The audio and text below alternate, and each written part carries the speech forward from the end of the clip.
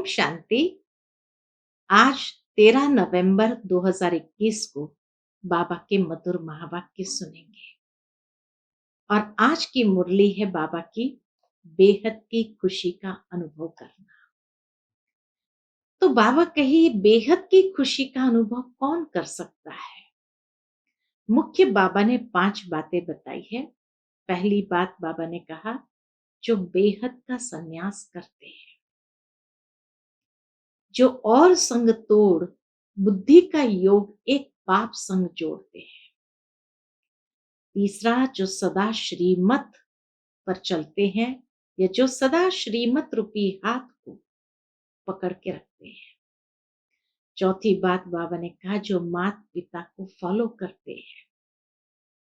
और पांचवा बाबा ने कहा जो सेवा में सदा बिजी रहते हैं, उनकी खुशी कभी गायब नहीं हो सकती है। साथ ही साथ बाबा कहे जो सदा प्रीत बुद्धि बनकर के चलते हैं। तो सुनते हैं आगे मुरली में भी बाबा ने बहुत अच्छी बातें बताई है कि ये बेहद की खुशी का अनुभव कौन कौन कर सकता है। ओम शांति। मीठे बच्चे, मैं तुम बच्चों के लिए हथेली पर बहिश्त लाया।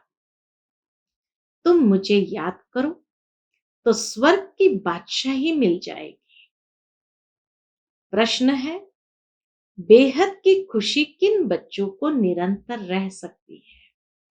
उत्तर है जिन्होंने बेहद का संन्यास किया है और संग तोड़ एक संग जोड़ा है, वही निरंतर खुशी में रह सकते हैं। दूसरा जो फॉलो फादर करते हैं, जिन्हें सर्विस का शौक है, उनकी खुशी कभी गायब नहीं हो सकती। आज की मुरली से पहले गीत बजा था छोड़ भी दे आकाश सिंहासन, इस धरती पर आ जाओ रे। ओम शांति। मीठे मीठे रूहानी बच्चों ने गीत सुना। ये किसने कहा? बाप ने बच्चों को कहा कि गीत सुना। बाबा बच्चों से पूछते हैं कि गीत सुना। जब अति दुख होता है तब बुलाते हैं। बच्चे जानते हैं कि बाप ही सुखधाम व पावन दुनिया रचते हैं अथवा भगवान भगवती का राज्य स्थापन करते हैं। भगवान और भगवती जैसे स्वर्ग के मालिक ठहरे। तुम देखते हो लक्ष्मी नारायण कितने धनवान थे, कितनी बड़ी राजधानी थी। उनकी राजधानी में कभी कोई उपद्रव होता नहीं। लक्ष्मी नारायण की राजधानी में कभी कोई उपद्रव होता नहीं। बाप बच्चों को वर्षा ही ऐसा देते हैं तो कितनी खुशी में रहना चाहिए। परंतु नंबरवार पुरुषार्थ अनुसार तो है ही। कोई कोई तो पूरा ज्ञान न उठाने के कारण न वहां की खुशी में रहते और न यहाँ की खुशी में रहते। तो पहला आधार जितना जितना ज्ञान को उठाते जाएंगे अर्थात जीवन में उसकी धारणा करते जाएंगे, उतनी खुशी का अनुभव होगा। उनको कहते हैं दोनों जहां से गए, क्योंकि बाप से वर्षा लेते लेते गिर पड़ते हैं। दुनिया में यह किसको मालूम नहीं कि भगवान आकर स्वर्ग स्थापन कर रहे हैं, क्योंकि वह आते ही है गुप्त रूप में। तो कैसे पता चलेगा? कहते हैं जरूर भगवान इस समय होना चाहिए। इतना दुख है जो देख करके मनुष्य भी कहते हैं जरूर भगवान इस समय होना चाहिए, क्योंकि सब घोर अंधेरे में है। रात को 12 बजते हैं तो उनको घोर अंधेरा कहा जाता है। रात में घोर अंधेरा, दिन में घोर प्रकाश होता है। बच्चे जानते हैं अब भक्ति मार्ग की रात पूरी होती है, जिसमें दुख ही दुख है। मनुष्य समझते हैं भक्ति के बाद भगवान मिलता है। तुम जानते हो बाप ही आकर हम सबकी सदगति करते हैं। तुम बच्चों में भी नंबरवार तो जरूर है। कोई का तो खुशी का पारा चढ़ा हुआ रहता है, मेहनत भी खुशी से करते हैं, सर्विस का शौक रहता है कि कोई को जाकर समझाएं। इसलिए बाबा प्रदर्शनी मेले का भी प्रबंध रचते रहते हैं कि औरों को समझाने से खुशी का पारा चढ़ जाए। यहाँ जिसके पास धन है वह समझते हैं हम स्वर्ग में बैठे हैं, उन्हों के लिए ज्ञान उठाना मुश्किल है। इसलिए गाया हुआ है, कोटों में कोई ही इतना समझदार बन बाप के वर्षे के अधिकारी बनते हैं। फॉलो फादर गाया हुआ है तो बाप की श्रीमत पर चलना पड़े। जो अच्छी तरह से श्रीमत पर चलते हैं उनको फॉलो फादर करना चाहिए। जैसे यह ब्रह्मा बच्चा अच्छी तरह चल रहा है, लौकिक बच्चे राय पर नहीं चले तो कहा तुम अपनी राह ले लो। रावण की मत पर चलने वाले और राम की मत पर चलने वाले इकट्ठा नहीं रह सकते। सचमुच बाबा ने अपने लौकिक बच्चों को कहा जो नहीं चल सकते वो अपनी राह ले लो। तुम बच्चे समझते हो कि भारत में ही आदि सनातन देवी देवता धर्म था। वह 84 जन्म ले पतित बने हैं, तब पुकारते हैं हे पतित पावन आओ। अभी तुम बच्चे समझते हो कि बाकी थोड़े रोज है, इस दुनिया में अभी बाकी थोड़े रोज है। दैवी राजधानी स्थापन करने में टाइम तो लगता है, यह है गुप्त। इसमें लड़ाई की बात नहीं, ऐसे नहीं चढ़ाई करके राज्य लेते हैं, नहीं, यह तो बाप आकर राजाओं का राजा बनाते हैं। जिस बाप को याद करते दुख हरता सुख करता आओ, सन्यासी गुरु थोड़ी दुख हरता सुख करता हो सकते हैं। बाबा कहे परमात्मा के लिए ही कहते हैं कि हे दुख हरता सुख करता आओ, सन्यासी गुरु थोड़ी दुख हरता हो सकते हैं। उन्हों का सन्यास है हद का, तुम्हारा है बेहद का। इसमें बेहद की खुशी रहती है। बेहद का सन्यास करने में बेहद की खुशी का अनुभव होता है। इन लक्ष्मी नारायण भगवती भगवान को भी बेहद की खुशी है ना। पतित मनुष्य को तो जो आता सो बोलते हैं, तुम तो एक एक अक्षर अर्थ सहित बोलते हो। नई दुनिया में है ये एक धर्म, उनकी कोई से भी भेंट नहीं की जाती है। पुरानी दुनिया में भेंट की जाती है। नई दुनिया में यह पता नहीं रहता कि पुरानी दुनिया में क्या होगा, वहां सब कुछ भूल जाता है। यहाँ तुमको सब कुछ बतलाया जाता है कि नई दुनिया कब स्थापन होगी, पुरानी दुनिया कब विनाश होगी, तुमको सब नॉलेज है।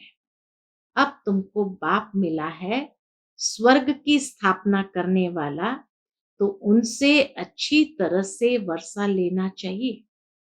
वर्षा मिलना भी उन्हों को है जिन्होंने कल्प पहले अच्छी तरह पुरुषार्थ किया था।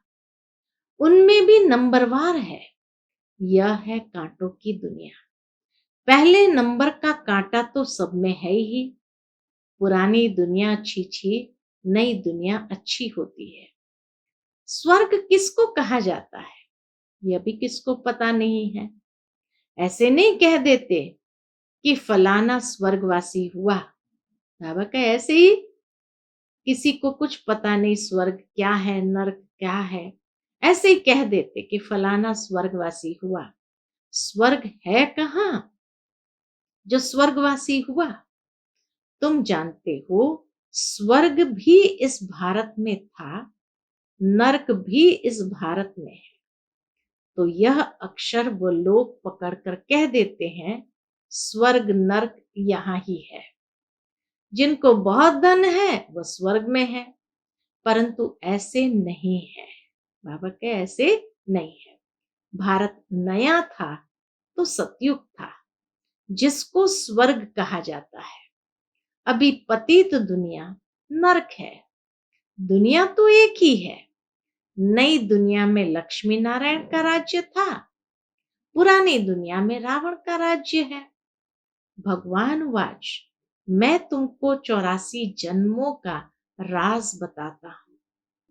इस राज योग से तुमको राजाओं का राजा, स्वर्ग का मालिक बनाता हूं। तो नरक का जरूर विनाश होना ही चाहिए। शास्त्रों में कृष्ण का नाम डाल लड़ाई आदि दिखा दी है। पांडवों की कोई सेना तो है नहीं। बाबा कहे प्रैक्टिकल में तुम पांडवों की तो कोई सेना है नहीं। आजकल कन्याओं माताओं की पलटन बनाए उन्हों को बंदूक आदि चलाना सिखाते हैं। आजकल दुनिया में कन्याओं की भी ट्रेनिंग होती है, कई माताओं की भी ट्रेनिंग होती है। इसलिए बाबा कहे आजकल कन्याओं माताओं की पलटन बनाए उन्हों को बंदूक आदि चलाना सिखाते हैं। यहाँ तुम्हारे हाथ में बंदूक आदि कुछ नहीं है। उनको क्या मालूम तो शिव शक्ति सेना कौन है। बाबा कहे उनको क्या मालूम तो शिव शक्ति सेना कौन है। शिव बाबा तो कभी हिंसा करा नहीं सकते, लड़ाई की कोई बात ही नहीं।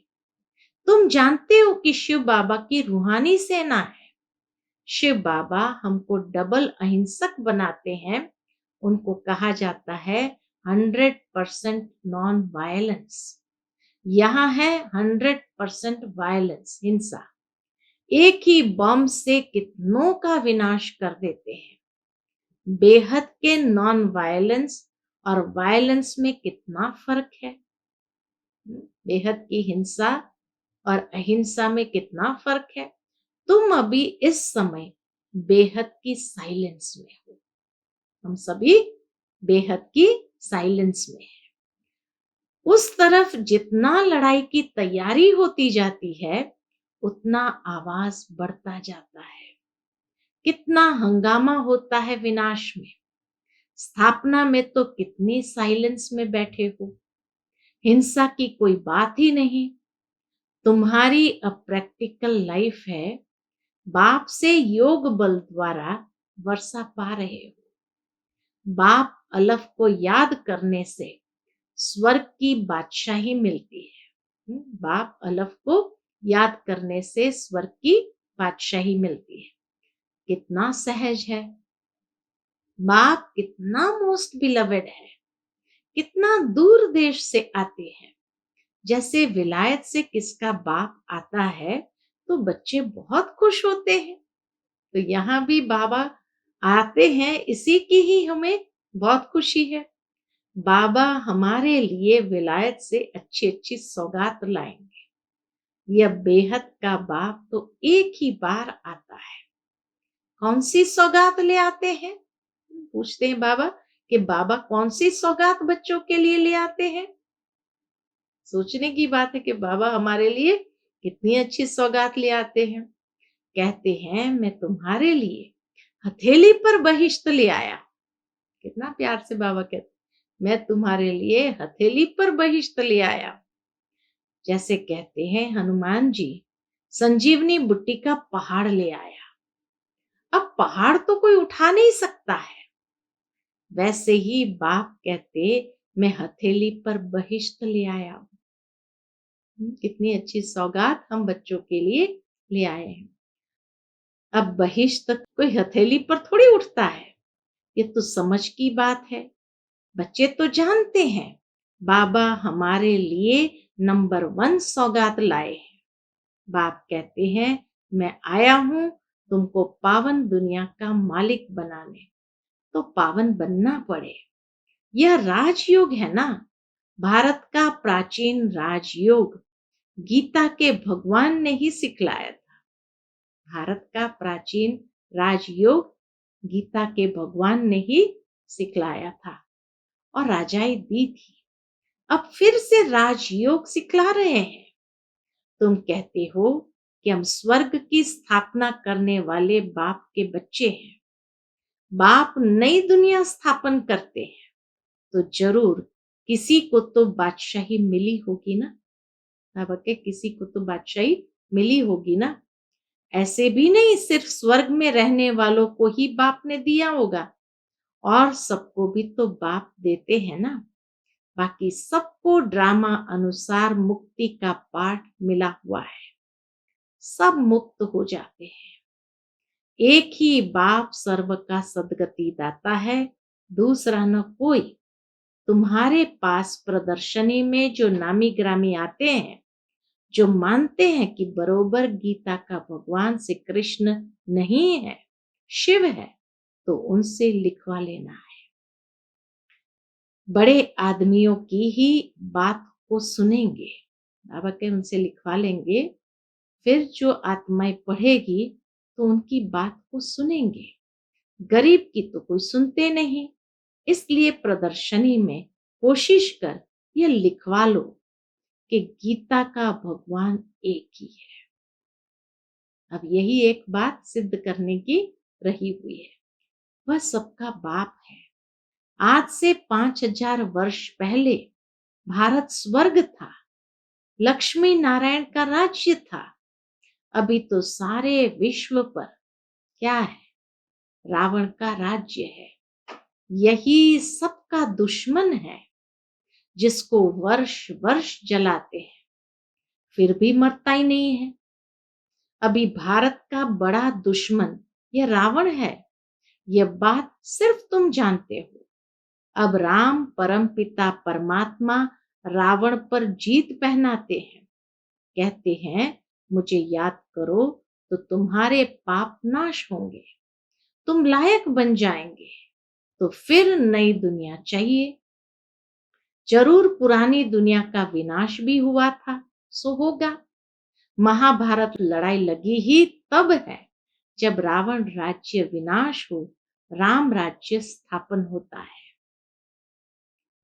रावण राज्य में ही हाहाकार शुरू होता है, हाहाकार के बाद जय जयकार होती है, दुनिया बदलती है। जैसे पुराना घर तोड़ नया बनाया जाता है, जैसे पुराना घर तोड़ नया बनाया जाता है, फिर तोड़ा जाता है, यह भी स्थापना हो रही है। जब तक नया बने नहीं, तब तक पुराना टूटता नहीं। अगर पहले ही तोड़ देंगे तो रहेंगे कहाँ? बॉम्ब्स आदि बनाते ही रहते हैं, तैयारियां हो रही है। अभी दशहरा आया तो रावण की एफिजी भी निकाली है। दशहरा आते ही रावण की एफिजी भी निकाली। तुम्हारी है बेहद की बात, तुम्हारी बुद्धि में आता है ये क्या करते हैं। तुम जब समझाएंगे तब समझेंगे हम ये क्या करते हैं। हंसी भी आएगी, किसको भी समझा सकते हो, इतना बड़ा रावण तो होता ही नहीं। अब बाप कहते हैं तुम राम राज्य लो, ऐसे करके उनको बताओ। 5 विकारों का दान दो, ग्रहण छूट जाए। बाप आकर समझाते हैं ये 5 विकारों का ग्रहण सारी दुनिया पर लगा हुआ है, बिल्कुल ही काले हो जाते हैं। तुम बच्चों को तो अथाह खुशी होनी चाहिए, बाकी थोड़े रोज है। हम बाबा कहे बस इसी बात से खुशी होनी चाहिए, बस अभी थोड़े रोज है, अब गए कि गए अपने नई राजधानी में। तुम अभी क्रिएटर, डायरेक्टर, मुख्य एक्टर, ड्रामा के आदि मध्य अंत को जानते हो, और कोई नहीं जानते। तुम्हारी अब स्वच्छ बुद्धि बनी है। जब तक बुद्धि स्वच्छ न बने तब तक हर एक बात अच्छी तरह से ग्रहण नहीं होती। तुम बाप के बने हो तो जरूर स्वर्ग में भेज देंगे। Knowledge is source of income कहा जाता है। यह है रूहानी नॉलेज जो बाप ही देते हैं। मनुष्य मनुष्य को दे नहीं सकते। दुनिया में सब मनुष्य मनुष्य को नॉलेज देते हैं। तुमको तो बाप सुप्रीम सोल आकर ज्ञान देते हैं। बाकी सब है भक्ति मार्ग की दंत कथा सुनाने वाले। सत्यनारायण की कथा, रामायण की कथा, जो पास्ट हो गया है वह कुछ न कुछ बनाते रहते हैं। यह तो है पढ़ाई। पढ़ाई में हिस्ट्री ज्योग्राफी सुनाई जाती है। बाबा कहे पढ़ाई में हिस्ट्री ज्योग्राफी सुनाई जाती है। यह है वर्ल्ड की हिस्ट्री ज्योग्राफी। ह्यूज, ह्यूज माना बहुत बड़ा। तो सारे वर्ल्ड की हिस्ट्री ज्योग्राफी तो कितनी बड़ी होगी। यह है वर्ल्ड की हिस्ट्री ज्योग्राफी ह्यूज। तुम समझाते हो बाबा ने 5000 वर्ष पहले भी कहा था। क्या कहा था? यह गीता पढ़ने वाले थोड़ी कुछ समझते हैं। क्या कहा था बाबा ने? यादव, कौरव, पांडव किसको कहा जाता है? तुम प्रैक्टिकल में देखते हो। यूरोपवासी यादवों ने मुसल निकाले, विनाश हुआ। विनाश के बाद क्या हुआ वह कुछ नहीं दिखाते हैं। वह समझते हैं प्रलय हो गई। वह कहते हैं तुम शास्त्रों को नहीं मानते। बाबा कहे, जब वो कई बार पूछते हैं ना, तुम शास्त्रों को नहीं मानते हो? बोलो हाँ, हम शास्त्रों को जानते हैं, मानते हैं। ये सब भक्ति मार्ग के हैं। ज्ञान तो एक बाप ही सुनाते हैं जो ज्ञान का सागर है।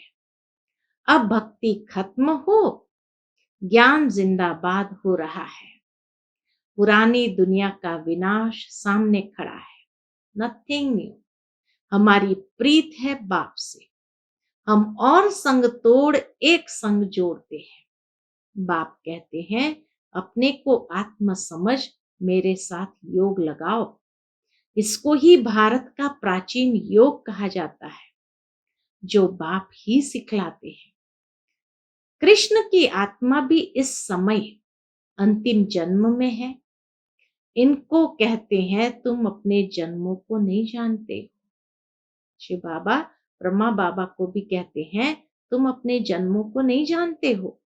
यह तुम्हारा बहुत जन्म के अंत का जन्म है, इसलिए मैंने इसमें प्रवेश किया है। मैं इसमें बैठकर तुम बच्चों को ब्रह्मा मुख वंशावली बनाए राज्य भाग्य देता हूं। बाप के सिवाय और कोई बता न सके। यह तो बाप खुद इस मुख द्वारा सुना रहे हैं। यह बाबा भी पहले कुछ नहीं जानते थे। तुम भी कुछ नहीं जानते थे। भारतवासियों को ही समझाना पड़े 84 जन्म का चक्र कैसे फिरता है। यह वही लड़ाई खड़ी है जिससे स्वर्ग के गेट खुले थे, जबकि बाप ने आकर राजयोग सिखलाए मनुष्य को देवता बनाया था। बाबा कहे ये वही राजयोग की पढ़ाई है जो बाप ने सिखलाए मनुष्य को देवता बनाया था। अच्छा, मीठे मीठे सिकिलते बच्चों प्रति माता पिता बाप दादा का याद प्यार और गुड मॉर्निंग। रूहानी बाप की रूहानी बच्चों को नमस्ते। हम सब रूहानी बच्चों की रूहानी माता पिता बाप दादा को याद प्यार गुड मॉर्निंग और नमस्ते नमस्ते। शुक्रिया बाबा, शुक्रिया। धारणा के लिए मुख्य सार है पहली पॉइंट, जो अच्छी रीति श्रीमत पर चलते हैं उन्हें फॉलो करना है। हमें किन्हें फॉलो करना है? बाबा कहे जो अच्छी रीति श्रीमत पर चलते हैं उनको फॉलो करना है। खुद बाबा कहे बेहद की खुशी में रहने के लिए आप समान बनाने की सेवा करनी है। बेहद की खुशी का अनुभव तभी होगा जब सेवा में बिजी रहेंगे। तो बाबा कहे आप समान बनाने की सेवा करनी है। दूसरी पॉइंट, प्रीत बुद्धि बन और संग तोड़ एक संग एक बाप से जोड़ना है। डबल अहिंसक बन साइलेंस में बैठ अपनी राजाई स्थापन करनी है। डबल अहिंसक बन साइलेंस में बैठ अपनी राजाई स्थापन करनी है। आज का बाप दादा का मधुर वरदान हम बच्चों के प्रति है, मर्जीवे जन्म की स्मृति द्वारा कर्म बंधन को संबंध में परिवर्तन करने वाले परोपकारी भव। मर्जीवे जन्म की स्मृति द्वारा कर्म बंधन को संबंध में परिवर्तन करने वाले परोपकारी भव। लौकिक कर्म बंधन का संबंध अब मर्जीवे जन्म के कारण श्रीमत के आधार पर सेवा के संबंध का आधार है। लौकिक कर्म बंधन का संबंध अब मर्जीवे जन्म के कारण श्रीमत के आधार पर सेवा के संबंध का आधार है। कर्म बंधन नहीं, सेवा का संबंध है।